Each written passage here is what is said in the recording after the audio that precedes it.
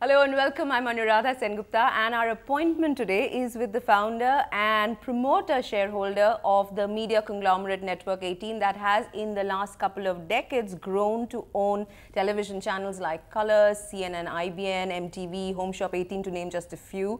Magazines like Forbes India. The conglomerate also owns a film company, several internet media properties, and if that wasn't enough, it has got into the distribution business with a venture called Sun 18, and there are more specialist niche channels in the offing. So you would think that the founder, Raghav Bahl, would be a busy man, but clearly it's not enough because he's also turned author with this book. It's called Superpower, the amazing race between China's hare and India's tortoise. Now, before we get talking, you need to know, because we believe in disclosures on CNBC TV 18, that this channel you're watching is owned and operated by Network 18. Raghav, welcome to the show.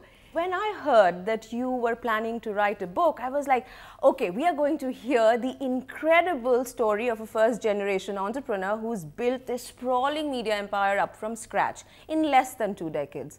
Why wasn't that your subject? Oh, I think we've got a long way to go there. Oh, so the story is not finished yet, of course. So it's not the timing. I don't want to be modest, but I think we are at the prologue of that story. I think Network 18's got a long, long way to go. The India-China comparison or rivalry, as you put it, is something that is reasonably well documented and that has been debated almost ad nauseum in the past few years. And yet, I think you emphatically believe that after September 2008, when the world was hit by what you call a commercial Armageddon, the global financial collapse, it's important to relook this story. Why is that? Conventional wisdom would have you believe that this story has been done ad nauseum. I don't quite agree there. There has been a lot of black and white interpretations.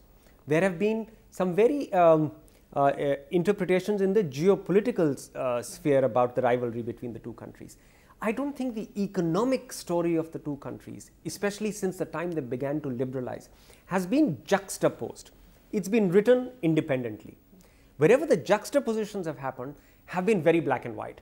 Either China is brilliant and India is no good, or China is falling because it doesn't have democracy and it's a dictatorship, and India will overcome its hurdles. It's been very black and white. But to me, the fascination was navigating the grays of the story, because both these countries have an extraordinary story. I'll also tell you my disappointment with the fact that we have gotten so far left behind compared to China in economic growth terms.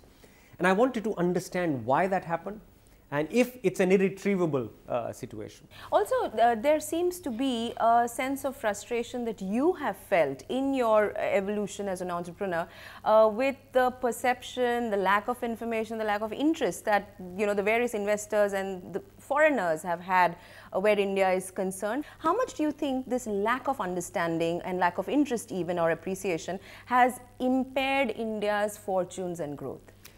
It has, because I think our takeoff in the first 10 to 11 years was slower than it should have been, and a large reason for that was that I thought people couldn't get their arms around India. I think a lot of the blame belongs to ourselves as well. We just do not put India out as much as we should. We are our political leaders are extremely poor communicators of India's story. I think India's civil society is a much more vibrant communicator of India's story. And I think therefore in the first 10, 11 years, the complexity of India was simply not A, communicated, B, grasped from the other side. So I think we lost out in the first 10, 11 years. I think our takeoff could have been bigger and swifter. Having said that, I do believe, as you rightly pointed out, that 2008 was the turning point. Often in life, crises are turning points. Adversity is the turning point. Good times are never quite moments of swivel. For India, the moment of swivel, I think, was the crisis of 2008. Because as the world went deep into a recession, I continue to believe that we were the strongest economy in the world at that point in time, even including China in that set. And I think that got the world to sit up and see that here is a country which is largely unaffected by what's happened in the world. It's continuing on its own beat. Its own media, its own civil society may be drumming up a bigger sense of crisis than actually exists in the country, which is in a perverse sort of way is a strength, shows the openness of your society. So I think our swivel moment was 2008. when you analyze why India could lose this race, you put the blame squarely on our leadership. You've blamed the leadership of being timid, risk-averse, incremental in its approach. You've said, and I quote, "They lack the confidence in India's own abilities and destiny, peg India lower than an Indian can stretch to. They force India to punch below its weight, never quite believing India has what it takes to be at the top, not just near the top." Now, the remedy is clear. Yet, how do you make it happen? How do you make an entire leadership change its mental models overnight? Or do you just replace it with a new generation of leadership? What are the solutions? Because I keep hearing you say India's governance needs to be fixed. How does one do it? What is the map?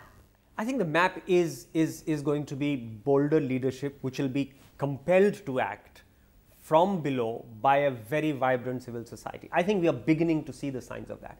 Remember, this country was through the 80s and 90s, and more particularly the 90s, there was this phrase called anti-incumbency, where every government that ruled used to be voted out. Right. Look at what we've done in the last 4 years. We've become a pro-incumbent country. Where an incumbent leadership is even half delivering, people have reached out and given it a mandate, even half delivering. That in a sense shows that the muddle through happened in the 90s, while a leadership which is now beginning to perform is being forced by civil society because it is being endorsed by civil society. Why have we been incremental? I believe, the paradox of India is that we are the youngest country in the world with perhaps the oldest leadership. It's a paradox, and it's a paradox which is rooted in our culture of reverence for the old. There's nothing wrong in it. I'm not saying it's something that we need to be ashamed about, but I think old has to start thinking afresh, otherwise it gets cast away. But yet our leadership also needs to become much bolder in terms of, and I think pro-incumbency is going to be the factor which will drive it, because when they start seeing that they're getting rewarded for risk-taking, the Indo-US nuclear deal is a prime example of that. I heard you say that. This country applauded the Prime Minister. The stand that the Prime Minister took then. It applauded a Prime Minister who risked his job. It applauded a Rahul Gandhi. And I must say that because that was the first time I saw a political statement come from a 40-year-old leader who stood up in Parliament and say that a country doesn't have to worry about the impact that's happening on it. It needs to worry about or look out and see how it can impact the world. A confident country thinks like that. So I think I'm very optimistic, and optimistic only because of our civil society. Without, this may be a spoiler for people who haven't read the book, but you tend to get, and this is a criticism, maybe equivocal by the time you get to the conclusion. You give both the countries an equal chance at winning or losing. Isn't that sort of hedging your bets? Anuradha, it's a legitimate criticism, but this is not a book on astrology. So this is not out to make predictions. I believe the point of evolution of both the countries is such that predictions would be foolhardy. That's at least my assessment. If someone has got more insights and is braver than I am, go ahead and make the prediction. Both countries are sitting on enormous strengths, enormous weaknesses. Now, which country is able to build on the strength and handle the weakness? As I said, this is not, according to me, a book on astrology, as far as I'm concerned. So I genuinely believe prediction at this point is fraught with danger. You can become black and white about China and say, they are a dictatorial state, so there will be an uprising and they won't make it. I believe that's looking at China in a very black and white manner. They are not. They are dictatorial about some things, but they're allowing private freedoms to flourish within the country as well. You've talked about that. India is doing great things in its civil society, but the Indian state is far behind the point that it needs to be at. Now, you can stretch out your neck and make a prediction. I just don't have the basis to call it either way. Equivocation, I agree. Though is the title a little predictive, because we know how that fable ended, and you call it India's tortoise. So is that not the head but the heart talking? That's my patriotic hope. That's the hope. That's my patriotic hope embedded in the title.